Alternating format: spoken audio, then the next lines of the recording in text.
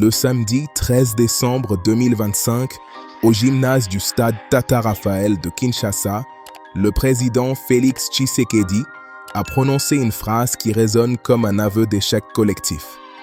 Je cite : « Lorsque je suis arrivé à la tête de ce pays, pardonnez-moi l'expression, j'ai trouvé une armée de clochards. » Cette déclaration, formulée devant des jeunes Congolais, ne constitue pas une simple maladresse communicationnelle. Elle révèle l'effondrement d'une institution militaire que des décennies de corruption systémique, de pillage organisé et de trahison stratégique ont réduit à l'impuissance. Nous vivons un moment existentiel.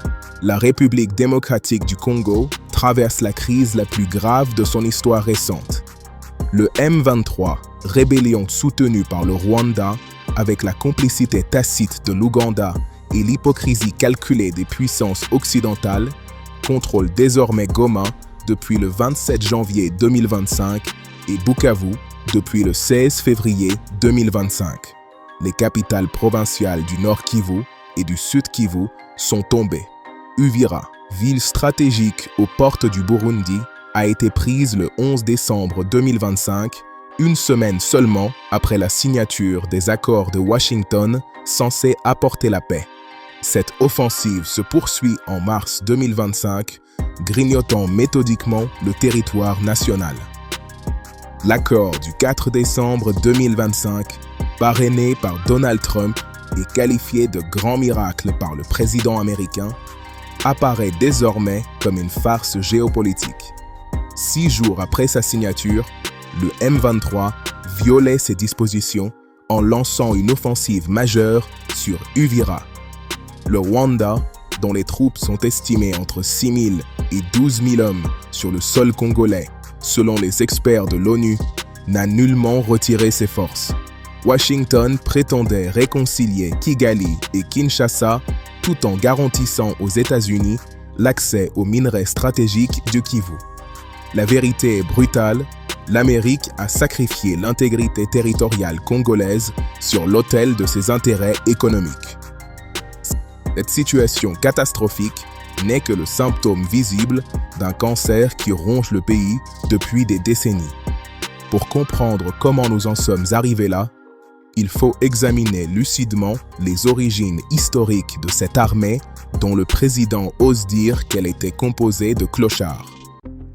L'institution militaire congolaise descend directement de la force publique. Créée en 1885 sur ordre de Léopold II de Belgique pour servir d'instrument de terreur et d'exploitation dans l'État indépendant du Congo. Cette force n'était pas une armée nationale au sens classique. C'était une milice coloniale composée d'officiers européens et de soldats africains recrutés parmi des esclaves libérés, des enfants kidnappés dans les villages conquis, ou des hommes dont les familles étaient prises en otage pour garantir leur obéissance. La force publique s'est illustrée par une violence extrême durant l'exploitation coloniale, notamment dans l'application des quotas de production de caoutchouc et d'ivoire. Les pratiques incluaient coups de fouet systématiques, viols collectifs, kidnapping d'otages, assassinats publics et amputation de mains pour terroriser les villages qui ne remplissaient pas leurs quotas. Ces soldats africains étaient conditionnés à brutaliser leur propre peuple, créant ainsi une rupture fondamentale entre l'institution militaire et la population. Ce détail historique n'est pas une simple digression académique. Il explique structurellement pourquoi l'armée congolaise n'a jamais développé l'ADN institutionnel d'une force de défense nationale. Dès l'origine, elle fut conçue comme un instrument d'oppression interne, pas de protection territoriale. Les Congolais, qui auraient dû protéger leur peuple, étaient transformés en instruments de leur oppression. Et cette inversion des valeurs allait marquer durablement l'institution. Le 5 juillet 1960, quelques jours seulement après l'indépendance proclamée le 30 juin, les garnisons de la force publique se mutinèrent contre leurs officiers blancs à Léopoldville, Kinshasa, déclenchant une crise qui révéla l'incapacité totale du nouveau gouvernement à contrôler l'institution. Les soldats réclamaient l'africanisation des cadres, de meilleurs salaires et la fin des humiliations raciales. Mais cette mutinerie n'était pas seulement une revendication salariale, c'était l'explosion d'une institution jamais réformée, jamais transformée en armée nationale. La force publique fut rebaptisée Armée nationale congolaise, mais le changement de nom ne modifia pas fondamentalement sa nature. On peut changer l'uniforme, changer l'appellation, changer même les officiers, mais si on ne change pas la doctrine, la formation, la culture institutionnelle et le système de commandement, on ne change que l'apparence. L'ANC hérita donc d'une structure coloniale sans avoir reçu ni la formation, ni les cadres, ni la doctrine nécessaire pour devenir une véritable force de défense nationale. Sous le régime de Mobutu Sese Seko, 1965-1997, l'armée congolaise connut une transformation particulière qui allait sceller son destin. Les militaires étaient formés selon un principe tristement célèbre, devenu presque un slogan officieux, « Le civil est ton ennemi ». Cette doctrine créa une rupture profonde et irréversible entre l'institution militaire et la population qu'elle était censée protéger. Le soldat zaïrois était conditionné psychologiquement à considérer le civil non comme un citoyen à défendre, mais comme un sujet à dominer, à suspecter, à contrôler. Cette inversion doctrinale explique pourquoi jusqu'aujourd'hui, la population congolaise craint souvent plus son armée que l'ennemi extérieur. L'armée possédait une certaine image de puissance régionale, notamment grâce aux parades militaires et aux défilés spectaculaires. Mais elle servait avant tout un dictateur, pas une nation. La division spéciale présidentielle, DSP, constituait une armée dans l'armée, une force d'élite formée, équipée et payée directement par la présidence, obéissant uniquement au président. Elle comptait environ 10 000 à 15 000 hommes au sommet de sa puissance, bénéficiait d'équipements supérieurs, de soldes régulières et confortables, et d'un entraînement rigoureux. Le reste des forces armées zaïroises FAZ n'était qu'une façade. Sous-équipées, sous-payées, souvent livrées à elles-mêmes, les unités régulières pratiquaient le article 15, un euphémisme militaire signifiant « débrouille-toi par toi-même », qui se traduisait par le pillage systématique de la population. Cette faiblesse structurelle se manifesta cruellement lors des guerres de Shaba I, 1977, et Shaba II, 1978, lorsque des rebelles katangais basés en Angola envahirent la province du Shaba, aujourd'hui Katanga.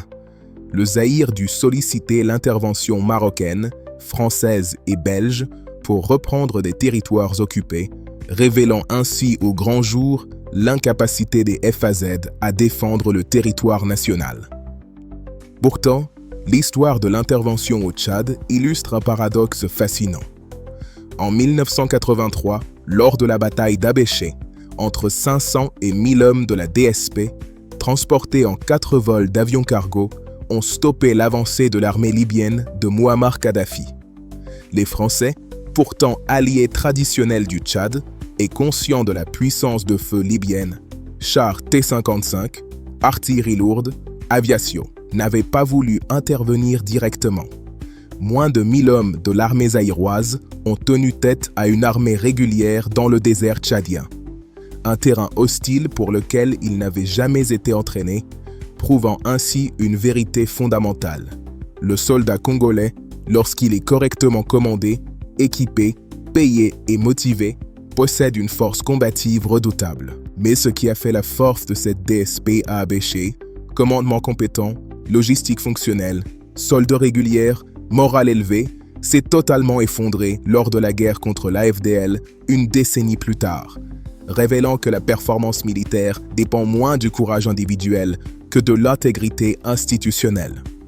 La plus grande déception de l'histoire militaire congolaise survint lors de la guerre menée par l'Alliance des forces démocratiques pour la libération du Congo-Zaïre, AFDL, de Laurent-Désiré Kabila, soutenu par le Rwanda, l'Ouganda, le Burundi et l'Angola.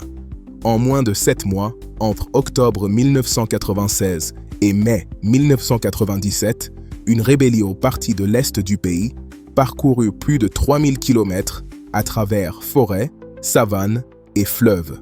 et atteignit Kinshasa, renversant un régime vieux de 32 ans. Pour un pays de 2,3 millions de kilomètres carrés, soit 4 fois la France ou l'équivalent de l'Europe occidentale, cette rapidité de conquête est stupéfiante et humiliante.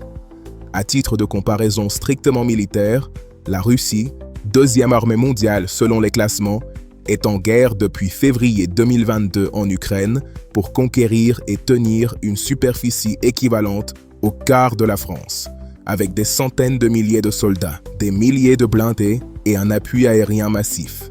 L'AFDL, avec quelques milliers de combattants et un soutien régional limité, a conquis un territoire continental en une fraction du temps. L'armée congolaise fut désavouée par son propre peuple. Dans plusieurs villes, les populations accueillirent les rebelles comme des libérateurs, offrant vivres et informations, tandis que les soldats des FAZ fuyaient en abandonnant armes et uniformes. Mais cette faiblesse avait des causes profondes et structurelles, pas conjoncturelles. Depuis les années 1970, le Zaïre vivait dans une kleptocratie généralisée où chaque niveau du gouvernement fonctionnait sur la corruption institutionnalisée. L'argent décaissé par les instances internationales, Banque mondiale, FMI, coopération bilatérale, disparaissait systématiquement dans les poches des dirigeants avant de parvenir au projet censé le recevoir. Lorsque le gouvernement débloquait des fonds pour moderniser les forces armées, la moitié ou plus disparaissait dans les comptes bancaires étrangers des généraux. Mobutu connaissait ce système parfaitement parce qu'il l'avait lui-même conçu et perpétué. Il existait même une règle tacite qu'il énonçait cyniquement. Lorsqu'il allouait 100 000 $ pour un projet, il savait qu'après que chaque intermédiaire ait prélevé sa commission, ministre, directeur général, chef de service, contremaître, seuls 5 000 $ parvenaient à destination finale, soit 95% de détournement. La moitié des effectifs officiels de l'armée congolaise étaient fictives, des noms inexistants sur les listes de paye permettant aux officiers de détourner les salaires de soldats fantômes. Un colonel qui commandait officiellement 500 hommes en commandait réellement 250, empochant les soldes des 250 autres. Ce système pyramidal remontait jusqu'aux plus hauts échelons de l'état-major. Pendant l'invasion menée par l'AFDL, les généraux zaïrois s'étaient transformés en commerçants, utilisant les avions militaires C-130 Hercules, normalement destinés au transport de troupes, d'armement et de matériel, pour transporter des sacs de riz, de manioc et de marchandises diverses à des fins commerciales personnelles. Pendant que l'ennemi avançait, les moyens de transport militaire servaient au business privé des officiers supérieurs. La seule vraie bataille d'envergure de cette guerre fut celle de Kenge, à environ 200 km à l'est de Kinshasa, où la DSP stoppa temporairement l'avancée rebelle en infligeant de lourdes pertes à l'AFDL. Mais la corruption frappa à nouveau de manière fatale. La chaîne de commandement ordonna inexplicablement de tirer sur les alliés angolais venus en renfort. Les Angolais, furieux et confus, se retirèrent immédiatement et la DSP dut se replier. Abandonnant la position, selon plusieurs témoignages concordants d'officiers ayant participé à ces combats, Kigali avait corrompu certains généraux zaïrois pour qu'ils sabotent la défense et laissent passer l'ennemi. La trahison n'était pas une rumeur, c'était une stratégie payante. Pour ceux qui douteraient de cette bravoure passée, ouvrez les archives militaires de l'opération Manta au Tchad en 1983 ou les rapports de presse internationaux sur la bataille de Kenge en mai 1997. Vous y lirez noir sur blanc que lorsque le soldat congolais est équipé et payé, il tient tête aux meilleures armées. À Kenge, il a fallu l'armée angolaise et ses blindés pour déloger la DSP, pas de simples rebelles.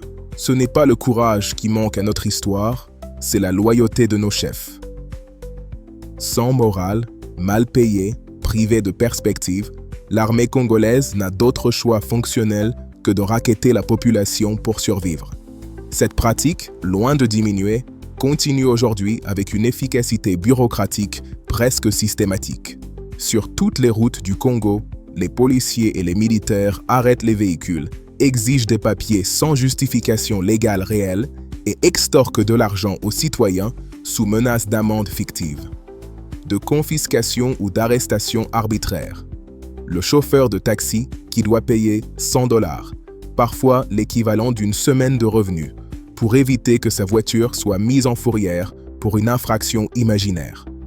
Le commerçant qui doit verser une taxe informelle à chaque barrage pour transporter sa marchandise. Le chef de poste qui exige de ses subordonnés qu'il rapporte un certain montant quotidien, transformant ainsi le barrage routier en péage mafieux où chaque niveau de la hiérarchie prélève sa part.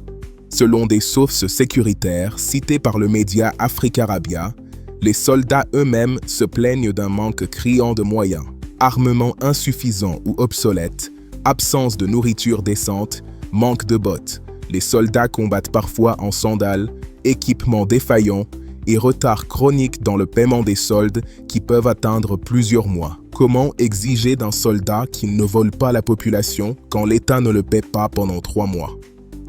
Cette situation crée une angoisse permanente et un paradoxe insupportable chez les Congolais. Craindre plus son armée que l'ennemi extérieur. Comment ne pas s'effondrer moralement face à l'armée rwandaise, qui malgré tous ses défauts et son agressivité régionale, possède discipline, cohésion, chaîne de commandement fonctionnelle et honneur corporatif. Un soldat rwandais sait qu'il sera payé, équipé, soigné s'il est blessé et que sa famille sera prise en charge s'il meurt. Un soldat congolais n'a aucune de ces certitudes. On peut augmenter les salaires des militaires et le président Tshisekedi a effectivement annoncé en mars 2025 avoir relevé la solde des militaires au front à 500 $ par mois contre 100 $ auparavant. Mais si la corruption gangrène l'institution à tous les niveaux, quel changement réel cela apportera-t-il? L'augmentation annoncée arrivera-t-elle effectivement dans la poche du soldat ou sera-t-elle captée en chemin par la chaîne des intermédiaires corrompus? Le racket de la population n'est donc pas un défaut moral des soldats, c'est un symptôme institutionnel d'un État qui a abandonné sa propre armée, la forçant à se transformer en prédateur pour survivre. Et une armée prédatrice ne peut jamais devenir une armée victorieuse car elle a déjà perdu la seule bataille qui compte vraiment, celle de la légitimité aux yeux de son propre peuple. Un exemple permet de mesurer l'abîme entre les armées modernes et l'armée congolaise. En Ukraine, chaque soldat tué génère une compensation de 15 millions de hryvnia pour sa famille, soit environ 400 000 $. Ce montant peut être versé en plusieurs tranches selon les procédures établies depuis janvier 2023. Mais le principe reste inébranlable. L'État ukrainien met un prix institutionnel sur la vie de ses soldats. En Russie, le système d'indemnisation combine plusieurs sources. 8,8 millions de roubles d'indemnités fédérales de base, auxquelles s'ajoutent 5 millions de roubles issus d'un décret de 2022, plus des compléments régionaux variables. Au total, beaucoup de familles reçoivent environ 14 millions de roubles, soit 158 000 $. Cette compensation représente bien plus qu'un simple chèque. C'est un engagement de l'État envers ceux qui risquent leur vie. C'est la garantie que la veuve ne sera pas abandonnée, que les enfants pourront poursuivre leurs études, que la famille conservera sa dignité matérielle. C'est aussi, froidement, un calcul stratégique. Un soldat qui sait que sa famille sera protégée, après sa mort, combat avec une détermination différente. Dans toutes les guerres qu'a connues le Congo depuis l'indépendance, combien le gouvernement a-t-il prévu pour les familles des soldats tombés au combat? Quelle est l'enveloppe budgétaire dédiée? Quel est le montant individuel versé? Quels sont les délais de paiement? Existe-t-il un guichet unique, une procédure transparente, des preuves de versement consultables? La réponse à ces questions est un silence assourdissant. Cette absence de filet de sécurité a des conséquences directes et mesurables sur le moral des troupes. Le soldat congolais qui part au front se demande « À qui vais-je laisser mes enfants? Comment survivront ma femme et ma famille après ma mort? Qui paiera les frais scolaires? Qui paiera le loyer ?» Cette incertitude existentielle mine la volonté de se battre jusqu'au sacrifice ultime. Pourquoi mourir pour un État qui vous oublie avant même que vous ne tombiez? La nation qui indemnise construit une armée. La nation qui oublie fabrique des mercenaires qui cherchent leur sécurité ailleurs, dans les réseaux informels, dans la corruption, dans le racket de la population. L'oubli n'est pas une fatalité budgétaire, c'est un choix politique.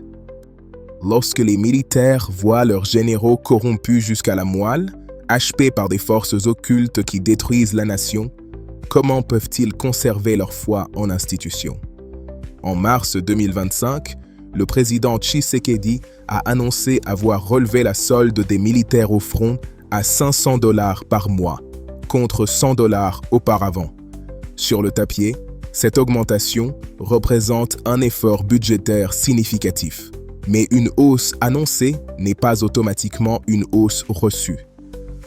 Entre l'annonce présidentielle et la poche du soldat se trouve une chaîne de commandement, une bureaucratie administrative, un système de paiement. Et c'est précisément dans ces circuits que se niche la corruption. 4 canaux de détournement transforment systématiquement les budgets militaires en enrichissement personnel. Premier canal, les effectifs fictifs. La moitié des effectifs de l'armée congolaise a longtemps été composée de noms inexistants, de soldats fantômes permettant aux officiers supérieurs de détourner les salaires. Deuxième canal, la logistique. Les vivres destinés au front sont vendus avant d'arriver aux soldats. Le carburant alloué aux opérations disparaît dans le commerce parallèle.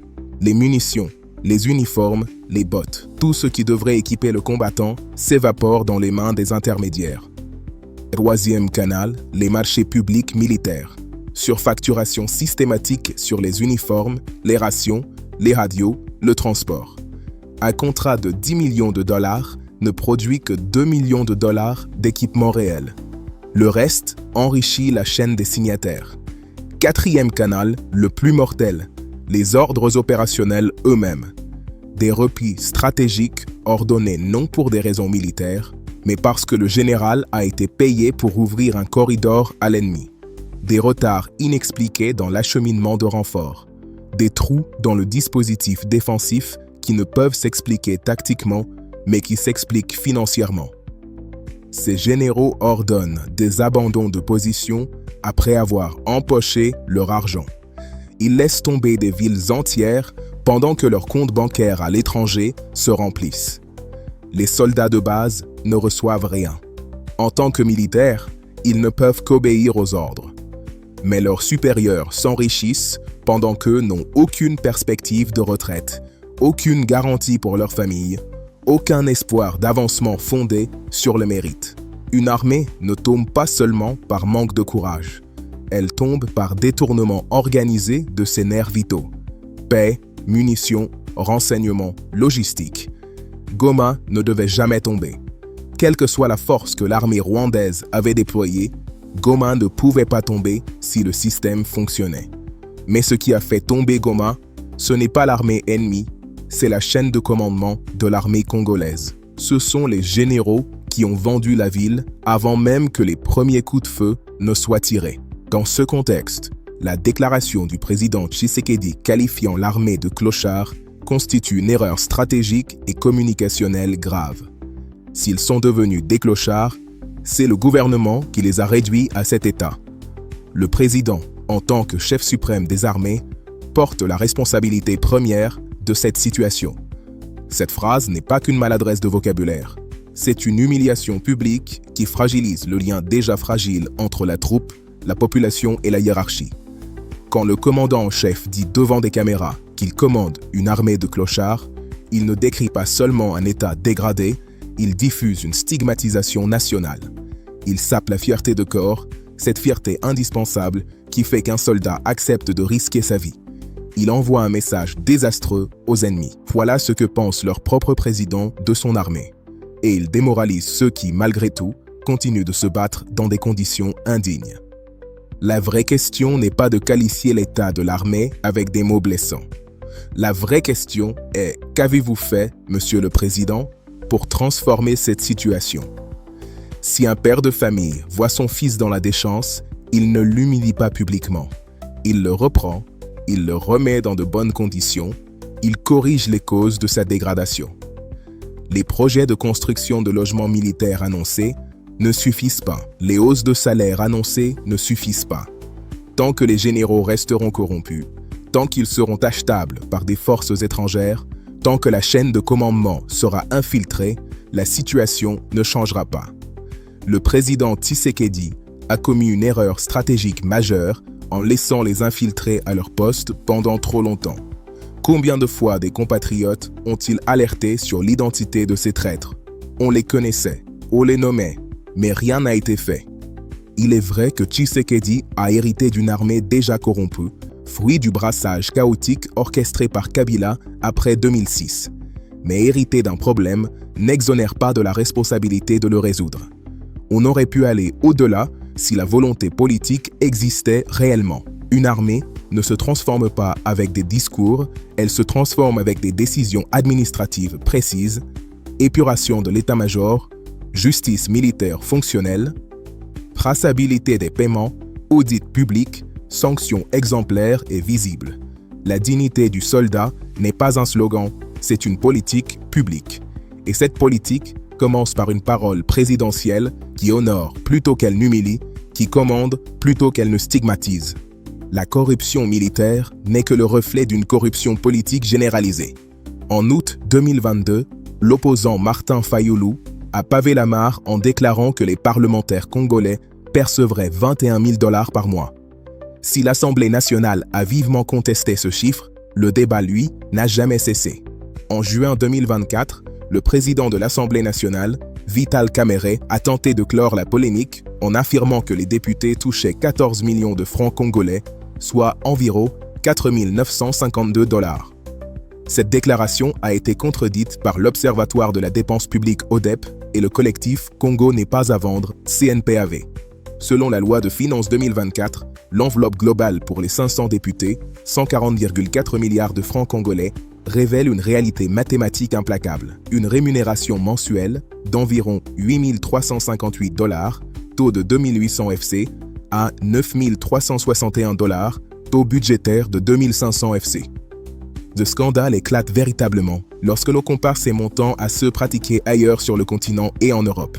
En Afrique du Sud, première puissance industrielle du continent, un député gagne environ 5 900 $ par mois, soit nettement moins que son homologue congolais officiel. Au Sénégal, modèle de démocratie francophone, le salaire tourne autour de 3 200 $ mensuels, soit près du tiers de ce que perçoit un élu à Kinshasa. Seul le Kenya, avec ses multiples primes controversées, atteignant parfois 11 500 $, rivalise avec l'opulence de la RDC. Le constat est encore plus accablant face à l'Europe. En France, un député perçoit environ 6 250 $ net. En Belgique, environ 7 200 $ net. Même en Allemagne, moteur économique de l'Union européenne, l'indemnité brute de 11 800 $ reste raisonnable au regard du PIB du pays. L'anomalie est structurelle. Comment la RDC, un pays en guerre où 70% de la population vit avec moins de 2 $ par jour, peut-elle rémunérer ses élus 30% de plus que la France ou 2 fois plus que l'Afrique du Sud? Un député congolais gagne 15 fois plus qu'un professeur d'université et 200 fois plus qu'un huissier. Sans même mentionner le fonds spécial d'intervention de 163,9 millions de $, loi de finances 2024, qui continue d'alimenter l'opacité des primes non officielles. La corruption militaire n'existe pas dans le vide. Elle n'est que le reflet d'un système politique où l'accès à l'État est devenu un système d'extraction systématique. Le président possède des biens immobiliers évalués à plusieurs millions de $. Les ministres, les parlementaires, les directeurs généraux, tous accumulent des fortunes visibles qui ne correspondent à aucun revenu déclaré légalement. D'où vient cet argent? Pourquoi accumuler cette richesse personnelle au lieu de construire la nation? Cette question traverse toute la classe politique congolaise. Mais le problème n'est pas simplement moral, il est structurel. L'État congolais n'est plus une institution au service du bien commun, il est devenu un guichet d'extraction. Les nominations ministérielles ne se font pas selon la compétence, mais selon la capacité à rentabiliser le portefeuille. Les marchés publics ne se distribuent pas selon la concurrence, mais selon les réseaux de prédation, les primes. Les fonds spéciaux, les dérogations budgétaires créent des zones opaques où l'argent public se transforme en richesse privée. Les Européens, lorsqu'ils se corrompent, construisent au moins des infrastructures chez eux. Mais les dirigeants congolais ne le font pas. Pourquoi? Parce qu'ils savent qu'en cas de chute du pouvoir, ces biens mal acquis seront repris. Les Kabila ont perdu certains de leurs biens. La famille Mobutu également. Cette incertitude politique pousse les dirigeants à externaliser leur fortune plutôt qu'à investir dans le pays. L'argent volé au Congo construit des immeubles à Bruxelles, à Paris, à Johannesburg, jamais à Kinshasa. Pour transformer ce constat en investigation vérifiable, l'émission doit poser 5 questions précises. Premièrement, existe-t-il des déclarations de patrimoine public accessibles, vérifiables pour tous les hauts responsables? Deuxièmement, existe-t-il des règles strictes sur les conflits d'intérêts appliquées et sanctionnées? Troisièmement, quelle part du budget échappe à la transparence via les fonds spéciaux, les primes non officielles, les dérogations? Quatrièmement, combien de hauts responsables ont été réellement poursuivis, jugés et condamnés, pas seulement cités dans des rapports? Cinquièmement, combien d'avoirs détournés sont effectivement revenus au trésor public après décision de justice? Sans réponse documentée à ces questions, le débat sur la corruption reste du théâtre. Avec ces réponses, l'émission impose les faits et oblige le système à se justifier. Le peuple congolais possède une résilience extraordinaire. Alors qu'on le croit à genoux, il conserve l'espérance. Mais jusqu'à quand? Lorsqu'un pays est aussi profondément corrompu, structurellement prédateur, peut-il gagner une guerre? La réponse semble négative. Mais la vraie question n'est pas « attendons-nous un sauveur ?» La vraie question est « quelles réformes mesurables, vérifiables, irréversibles peuvent transformer ce système ?» Le Congo n'a pas besoin d'un homme providentiel, d'un Thomas Sankara mythifié ou d'un Ibrahim Traoré fantasmé. Il a besoin d'un paquet de réformes institutionnelles concrètes avec des échéances, des institutions responsables et des preuves publiques. 6 marqueurs permettent de distinguer une réforme réelle d'une simple communication gouvernementale. Premier marqueur, la paix et les effectifs. Fichier unique biométrique des militaires, paix traçable par voie digitale, suppression des doublons et des soldats fantômes. Si cette réforme est réelle, elle doit être auditable publiquement. Deuxième marqueur, la logistique militaire. Traçabilité du carburant, des rations, de l'équipement. Contrat auditable. Sanctions visibles contre les détourneurs. Troisième marqueur, le commandement. Critères transparents de promotion. Rotation basée sur le mérite, contrôles internes fonctionnels, justice militaire crédible qui juge et condamne effectivement. Quatrième marqueur, le budget de l'État. Réduction drastique des zones opaques, publication des dépenses sensibles après un délai sécuritaire raisonnable, audits indépendants rendus publics. Cinquième marqueur, la transparence politique. Déclaration de patrimoine obligatoire et vérifiable, financement des partis et des campagnes électorales plus transparents, sanctions contre les conflits d'intérêts. Sixième marqueur, la justice pénale. Procès exemplaire contre les hauts responsables corrompus avec restitution effective des avoirs détournés au trésor public, pas seulement des annonces médiatiques. Ces 6 marqueurs peuvent être mis en place en 5 ans. 10 ans donneraient un visage radicalement différent au pays. Mais cela nécessite des dirigeants véritablement engagés pour la nation, pas pour leur enrichissement personnel. Des politiciens honnêtes existent au Congo, mais ils sont souvent contraints d'entrer dans le système de corruption pour survivre politiquement, parce que la corruption est devenue la norme institutionnelle. La résilience du peuple congolais est une richesse nationale extraordinaire, mais sans architecture de réforme, cette résilience devient paradoxalement un carburant pour le statu quo. Elle permet au système de continuer à fonctionner malgré son inefficacité criminelle. La nation congolaise doit se poser une question fondamentale.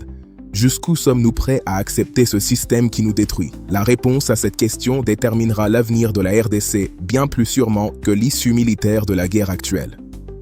La guerre que connaît le Congo a des dimensions géopolitiques profondes qui dépassent largement le simple conflit militaire. Les Occidentaux jouent un double jeu d'une hypocrisie calculée et le Congo se retrouve seul face à une machine de guerre soutenue par des intérêts économiques internationaux. L'accord de Washington du 4 décembre 2025, présenté par le président américain Donald Trump comme un accord historique, a été violé 6 jours plus tard, Le 10 décembre 2025, le M23, soutenu par le Rwanda, lançait une offensive majeure sur Uvira, ville stratégique aux portes du Burundi, en utilisant des drones d'attaque et des drones suicides. Le secrétaire d'État américain Marco Rubio a lui-même confirmé le 13 décembre que les actions du Rwanda en RDC orientale constituent une violation claire des accords de Washington signés par le président Trump, et les États-Unis prendront des mesures pour garantir que les promesses faites au président soient tenues. Mais quelles mesures concrètes?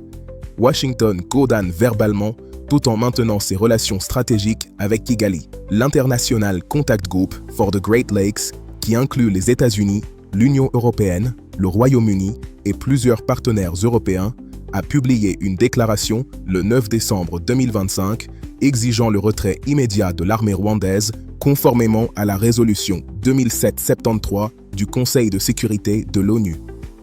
Mais derrière ces déclarations se cache une réalité économique brutale.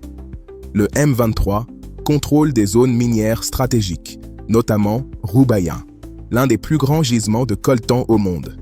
Rubaya produit à elle seule environ 15% du total mondial. Selon les experts de l'ONU et l'organisation Global Witness, le M23 collecte environ $800 000 mensuels du commerce de coltan de Rubaya. Entre mai et octobre 2024, au moins 120 tonnes de coltan ont été clandestinement transportées chaque mois de Rubaya vers le Rwanda, créant la plus grande contamination des chaînes d'approvisionnement minéral enregistrées dans la région des Grands Lacs au cours de la dernière décennie, selon les experts onusiens. Une fois exporté via le Rwanda, ce coltan entre dans les chaînes d'approvisionnement mondiales par l'intermédiaire de négociants et raffineurs internationaux. L'investigation de Global Witness révèle que des traders qui transportent illégalement le coltan de Rubaya vers le Rwanda ont déclaré que le M23 exige une taxe de 15% du prix de vente. Et voici l'hypocrisie géopolitique dans toute sa splendeur. En février 2024, la présidente de la Commission européenne, Ursula von der Leyen, a signé avec le président rwandais Paul Kagame un partenariat stratégique sur les matières premières critiques censé permettre à l'Union européenne de mieux accéder aux minerais en provenance du Rwanda, notamment le tantal dérivé du coltan que l'UE définit comme matière première stratégique. Pendant que les armées s'affrontent sur le terrain, les circuits financiers internationaux blanchissent le minerai volé. Les entreprises européennes achètent du coltan rwandais qui provient en réalité des mines congolaises contrôlées par une rébellion. Les chancelleries occidentales condamnent l'agression tout en signant des accords commerciaux avec l'agresseur. C'est ce double jeu qui explique pourquoi l'accord de Washington était mort-né. Comment un accord de paix peut-il tenir quand les mêmes puissances qui le garantissent profitent économiquement de la guerre? Le Congo possède l'une des plus grandes richesses minérales au monde. Mais cette richesse est devenue une malédiction parce que l'État congolais n'a jamais pu la contrôler, la réguler, la transformer en développement national. La question existentielle qui se pose est brutale. Le Congo mérite-t-il sa richesse? Pas au sens moral, mais au sens fonctionnel. Un pays qui ne peut pas défendre son territoire, qui ne peut pas contrôler ses ressources, qui ne peut pas tracer ses exportations, qui laisse des rébellions taxer ses mines pendant que ses généraux se font corrompre, mérite-t-il de conserver sa souveraineté sur ses richesses? La communauté internationale répond cyniquement par la négative et organise méthodiquement le pillage. La phrase du président Tshisekedi sur l'armée de clochards ne doit pas être analysée uniquement sur sa forme. Il faut regarder le fond du problème. Le fond du problème au Congo, ce n'est pas simplement la corruption, c'est un système entier de clochardisation institutionnelle.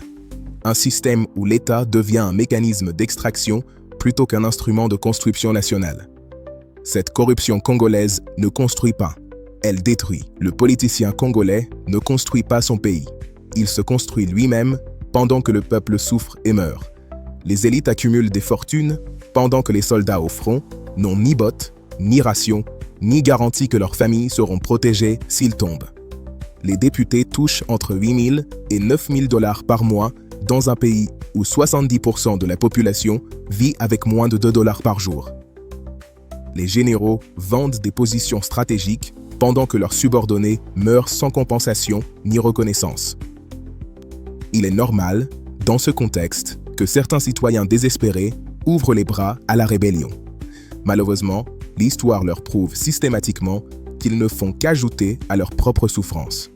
Les rebelles qui promettent le changement reproduiront les mêmes schémas prédateurs une fois au pouvoir, parce que le problème n'est pas dans les individus, il est dans le système lui-même. Le combat n'est donc pas fini. Que le Congo gagne ou perde cette guerre militaire contre le M23 et le Rwanda, un autre combat, plus profond et plus long, attend. Celui contre la mentalité de prédation qui gangrène toutes les institutions. Tant que le Congolais ne considérera pas le bien public comme sacré, tant qu'il ne considérera pas la fonction publique comme un service et non comme un guichet d'enrichissement, tant qu'il ne placera pas l'intérêt national au-dessus de l'intérêt clanique ou personnel, le changement restera impossible. L'armée de clochards existe parce qu'un système de clochardisation existe. Un système où les valeurs sont inversées, où ceux qui devraient servir se servent, où ceux qui devraient protéger trédatent, où ceux qui devraient commander trahissent. Changer cela nécessite une révolution des mécanismes institutionnels, pas seulement un changement de visage au sommet de l'État. Les réformes concrètes sont identifiables. Fichiers biométriques des effectifs militaires, paix traçable, traçabilité logistique, critères transparents de promotion, déclaration de patrimoine obligatoire et public, justice fonctionnelle avec sanctions exemplaires et restitution effective. Ces réformes peuvent être mises en place en 5 ans.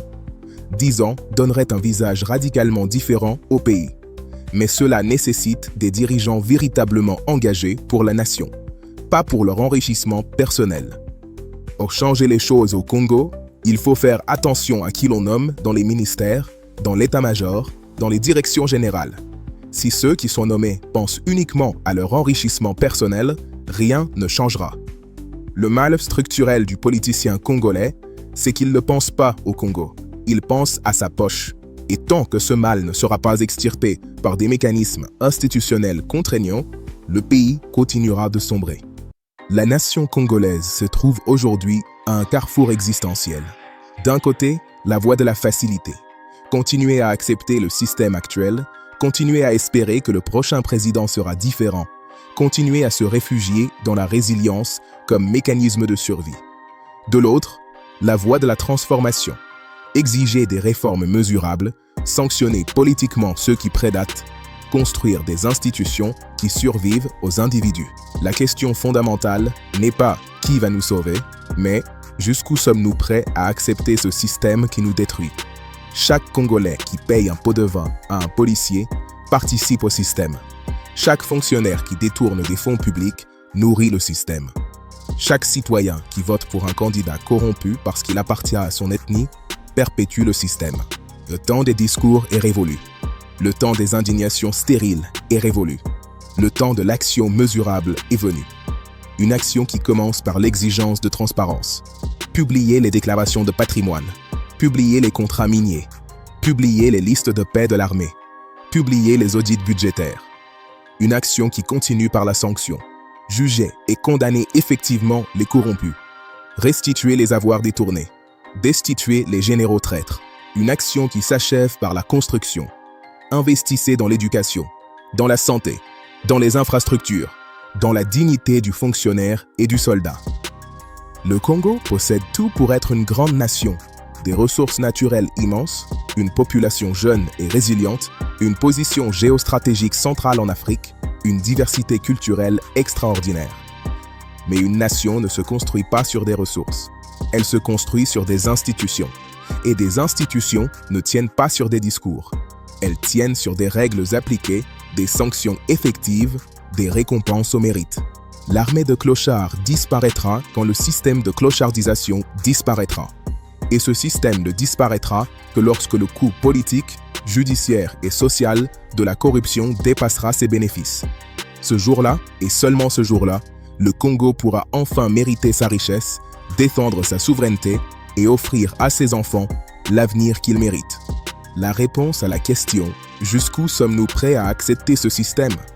La phrase malheureuse du président a blessé l'orgueil de l'armée, mais elle a peut-être, paradoxalement, ouvert les yeux de la nation entière. Si nous avons aujourd'hui une armée de clochards, c'est uniquement parce que nous avons toléré pendant trop longtemps un état de voleur. La guerre de l'Est ne se gagnera pas seulement dans les tranchées de Bunagana ou de Rutshuru. Elle se gagnera d'abord dans les bureaux climatisés de Kinshasa en fermant définitivement les robinets du détournement. C'est le seul combat qui vaille la peine d'être mené aujourd'hui. Tout le reste n'est que distraction et littérature.